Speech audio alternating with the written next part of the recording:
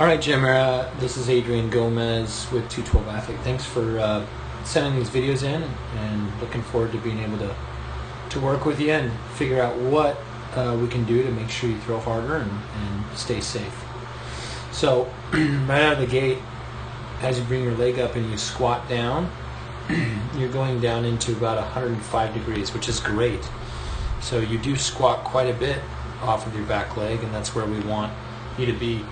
Looking at your back leg, the knee is actually pointing this way, and we want your direction to be, and actually your foot as well is pointing this way. What we would like to have happen is it to be at a 45-degree angle, if not squared up, and that way your knee is able to rotate through easier. And you actually do a pretty good job of this, but it'll be easier for you to drive through with that leg.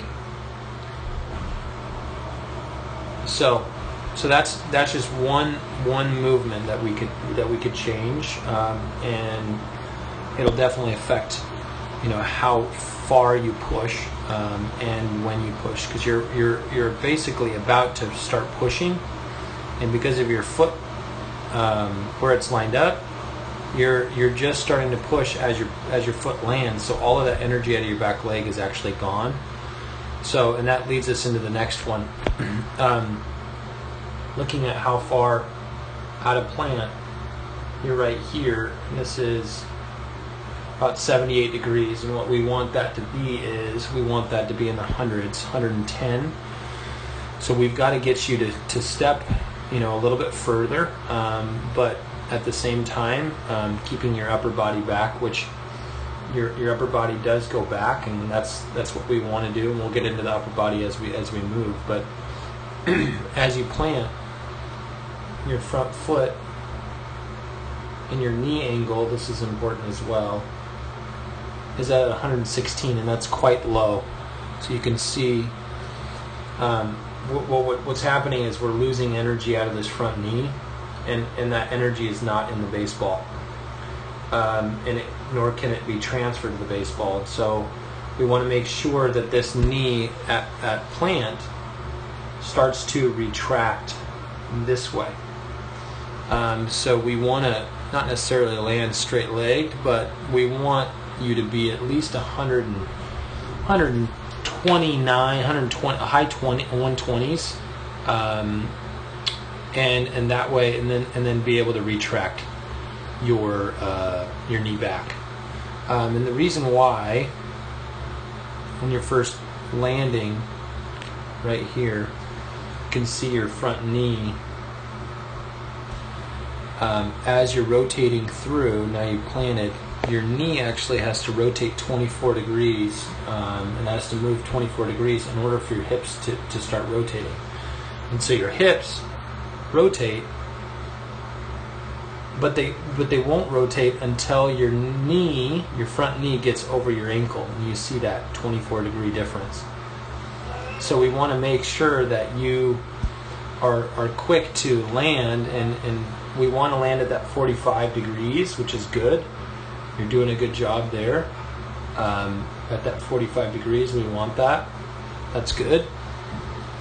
So as far as the lower half goes, that's what's going to really have to, you see how you planted, and now you're driving your back leg, and then, so we've got to extend your front leg further, and we got to be prepared to suck this knee back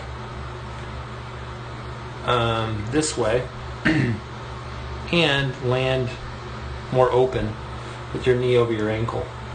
And that's really going to power everything through. So now let's look at the upper body. So as far as your upper body goes, we're going to look at quite a few things.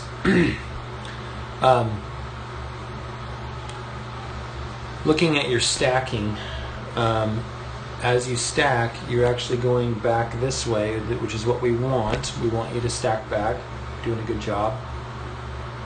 And we want to keep almost your head over your foot, and so you're doing a good job that way.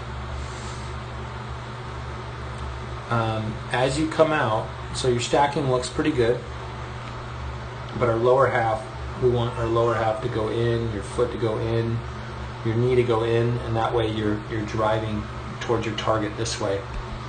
Excuse me. That way, when you get up and you actually separate your glove very early and plant your foot, now you're ready to go. So I can't really see too well off of this angle, but I want to measure your back hip to your front chest. It's about 26 degrees, and what we want to have happen is we want you to get into the high 40s. So we want you to drive your chest further out in front. And here's the reason why. That's going to push your release point. Right now your release point is out on the side of your body, and there's not a lot of support there. So releasing the ball right back here past your, like right by your front foot, right in here. So we want to push that release point out past your front foot. That's going to make yourself a lot more or less susceptible to injury, and a lot less strain on your shoulder and your elbow. So that's chest extension. Just driving your hip forward. A lot of that has to do with your front knee. If your front knee is able to come back, your chest would be able to drive. So it's this reciprocal action of getting your knee back and your chest driving forward. And you can look up these weaknesses, the chest extension. Those weaknesses are online at 212athlete.com, and you'll be able to look at those the specific videos with the drills to help you get better. And that's why we've aligned them with them. So you'll have to let me know how you like it, and we'll do another video analysis, and that'll help to see where we're at. So looking at your front glove drops straight down, and it's not bad. We want to make sure that your front glove is directional this way, and that's that trigger, that first trigger that helps you start rotating your chest forward, and that's that chest extension we're definitely missing, and that's what's really putting your arm behind and your elbow behind. So what we want to see right here, and so front glove, we want to make sure your front glove is more directional this way instead of going straight down. We want to pinch that shoulder blade with the glove, and then drive that chest. And so as you're driving down, I'm going to look at the degrees of your chest and your elbow. It's here.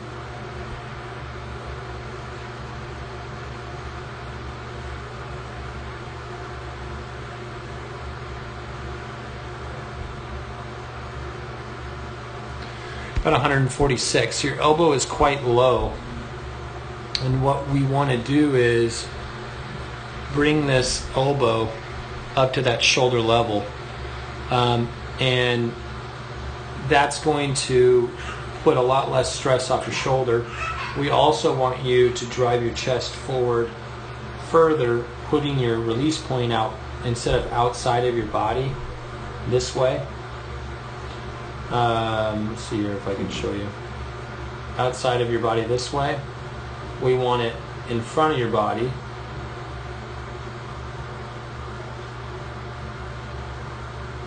Past your front foot. Out in here. So if we can do that, what we're really going to have to do is do all the arm care, make sure your elbow's at that shoulder level consistently, doing all the drills with the final arcs, the 45-degree angle throws, the marshals, the walking torques, and make sure that elbow is driving through, and you're making sure you're driving with your chest forward. And that can be fixed within a few weeks. You're going to notice a difference in how your arm feels too. I think there's a lot of stress on your elbow right now because of this position. So we've got to really work on that. Looking at your head posture. So when you throw the ball, your head posture is straight up and down. and that's great. That's how you throw. That's who you are. So we want to make sure that you're more dynamic with driving your chest. And watch your back leg. Your back leg, it should have been pushing, but you planted your leg so early, and now your back leg wants to push. So guess what? Now all of that excess energy out of your back leg is now going to want to come through. So now look, you've already released the ball, and now your leg's starting to push. So your lower body timing is off, and you're transferring your back leg like this. And so we don't want to do that. We want to make sure that your back leg stays straight. You rotate your hips, and that your back leg pops up. It's going to pop up this way.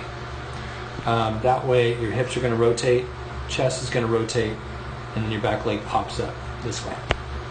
So it's just timing. And if you work on your lower half, squatting and extending with your front knee open better, your front knee retracting, that way, it's going to be a lot easier for you to just transfer that energy. And also extending that front leg further is going to help you as well.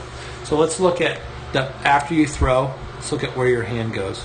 So you release the ball, your elbow is bent, and then it comes across, but you kind of stay there. That's not bad. We want to make sure that your chest rotates completely like you're doing it, but even further, and your elbow stays bent, and that's going to keep you safe. So I think that's why your arm probably feels okay, because you pronate really well. But this arm dropping like this is really going to have some effect long term, and I think it's something that we've got to change and push you further out forward.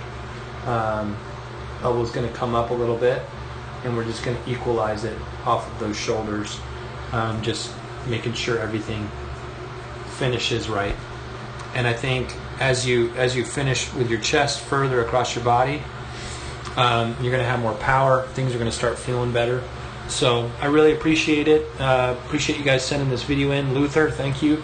And thank you for being a part of 212 Athlete, being a part of our online training program as well. So thanks again, and please don't hesitate to send these my way. I'd love to help you in the process, and thanks so much. Bye.